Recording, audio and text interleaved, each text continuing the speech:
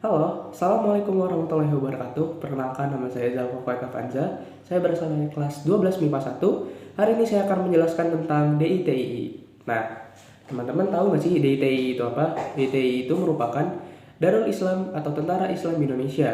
Nah, ceritanya dimulai dari awal pembentukan NII. NII atau Negara Islam Indonesia pertama kali dibentuk oleh Soekarmaji Marijan Kartosuwiryo yang berdiri pada tanggal 7 Agustus tahun 1949, tepatnya di Tasikmalaya, Jawa Barat.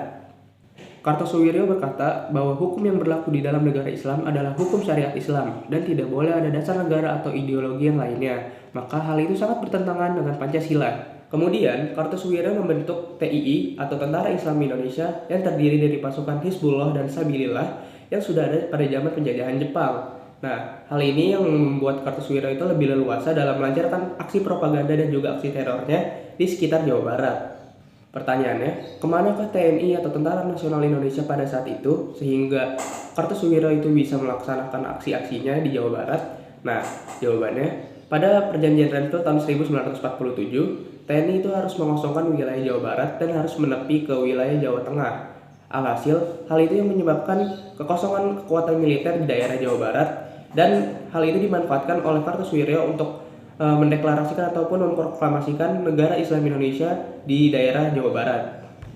Setelah itu, TII atau Tentara Islam Indonesia banyak melakukan aksi teror kepada warga yang menolak akan adanya DITII ataupun NII, dan mereka yang menolak itu biasanya dirampas dan juga dibunuh oleh Tentara Islam Indonesia tersebut. Mayoritas masyarakat Jawa Barat pada saat itu lebih mendukung Tentara Nasional Indonesia untuk menumpas DITII. Nah, kejadian serupa tidak hanya terjadi di Jawa Barat saja, melainkan terjadi juga di beberapa daerah lainnya di Indonesia. Contohnya, Jawa Tengah. Di Jawa Tengah dipimpin oleh Amir Fattah. Amir Fattah menyatakan bergabung dengan NII atau Negara Islam Indonesia pada tanggal 23 Agustus 1949. Kekosongan kekuatan militer di daerah Brebes, Tegal, dan Kebumen menyebabkan leluasanya Amir Fattah dan juga pasukannya untuk melakukan aksi propaganda dan juga aksi teror kepada masyarakat-masyarakat yang ada di Jawa Tengah. Hal itu juga sama saja seperti yang terjadi di Jawa Barat yang dipimpin oleh Kartosuwiryo. Berikutnya, ada daerah lain seperti Kalimantan Selatan. Di Kalimantan Selatan dipimpin oleh Ibnu Hajar. Ibnu Hajar dulunya pernah mendirikan KRYT atau Kesatuan Rakyat yang Tertindas. Mereka bergabung dengan NII atau Negara Islam Indonesia akibat kekecewaannya pada penataan Tentara Nasional Republik Indonesia di Kalimantan Selatan pasca kemerdekaan. Dengan cepat, pasukan Ibnu Hajar berkembang dan menyatakan perang dengan Tentara Nasional Republik Indonesia, dan pada tahun 1950, tepatnya di bulan Oktober, menyatakan bergabung dengan NII atau Negara Islam Indonesia. Berikutnya, ada daerah Sulawesi Selatan. Di Sulawesi Selatan dipimpin oleh Kahar Muzakar.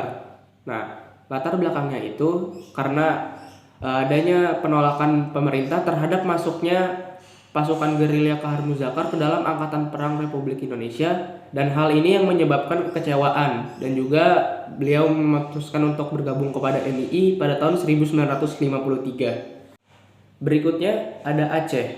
Nah, Aceh ini pada tahun 1953, tepatnya pada tanggal 21 September, diproklamasikannya NII oleh Daud Bere. Nah, latar belakangnya ini akibat kekecewaan rakyat Aceh terhadap pemerintah karena penurunan daerah istimewa Aceh menjadi daerah biasa yang di bawah kepemimpinan Sumatera Utara. Hal tersebut yang membuat rakyat Aceh kecewa dan memutuskan untuk bergabung kepada NII atau Negara Islam Indonesia.